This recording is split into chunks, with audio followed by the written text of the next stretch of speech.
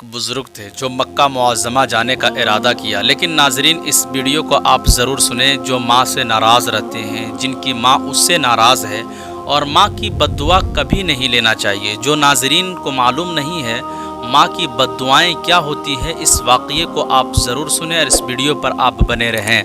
नाज़रीन इकराम, एक बुज़ुर्ग थे जो मक्का मुअज़्ज़मा जाने का इरादा किया, और जब जाने लगे तो माँ से इजाज़त वो नहीं लगे, यानी उसकी की माँ उससे नाराज़ थी। नाज़रीन इकराम, वो मक्का के लिए जाने का इरादा किए, वो जाने लगे। उसकी माँ ने ये दुआ की कि रब ताला, मेरा बेटा मुझे जला करके जा रहा है, मुझे जुदाई करके जा रहा है, तो इसका फ़ैसला ज़रूर करना। उसकी माँ ने उससे बद्दुआ इकराम। जब वो शख्स, वो बुज़ुर्ग मक्का के लिए रवाना होते हैं तो और कुछ आगे बढ़ते हैं, रात हो जाती है। तो एक शहर जब पहुंचते हैं तो रात हो जाती है।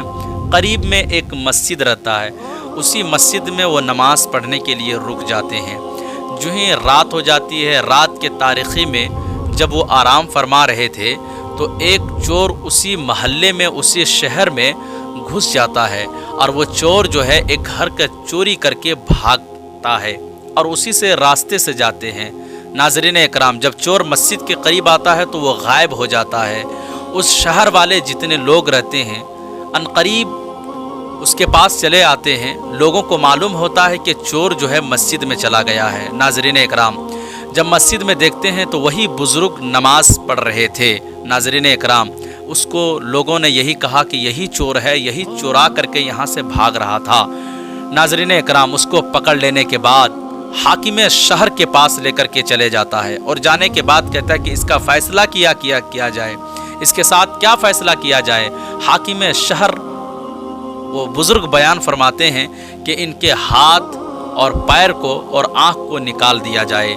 नाज़रीन इकराम, हुक्म के मुताबिक उनके हाथ भी निकाल दिया गया, उनके हाथ तोड़ दिया गया, और उनके आँख भी निकाल दिया गया, पैर भी तोड़ दिया गया। नाज़रीन इकराम, और एक जब उनको तोड़ने के बाद उसी शहर में एक इबादत गाह रहता है, वो जो है उसी इबादत गाह के करीब जो है उसे छोड़ देता है। नाज़रीन इकराम, जब छोड़ने के बाद उसकी माँ फिर ये दुआ करती है, ए परवरदिगार आलम, मेरे बेटे को सही सलामत मेरे पास लौटा दे।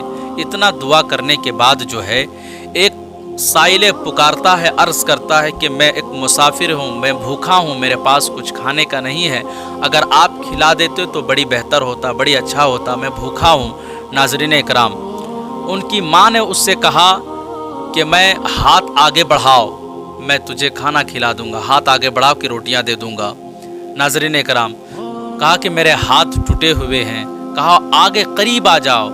उन्होंने कहा कि मेरे पैर भी टूटे हुए हैं। फिर उन्होंने कहा कि आप, तुम्हारे पास अगर मैं खाना खिला दूं, तुमको मैं खाना खिला दूं तो इसमें हुर्मत के कायम हो जाएंगी। नाज़रीन इकराम, उन्होंने कहा कि मेरे आँख भी निकले हुए हैं, मेरे आँख से महरूम है, या मेरे पास आँख नहीं है, मैं महरूम हूँ। नाज़रीन इकराम, जब इस बात को सुनती हैं तो कहती कि ठीक है, मैं ख़ुद ही चली आती हूँ।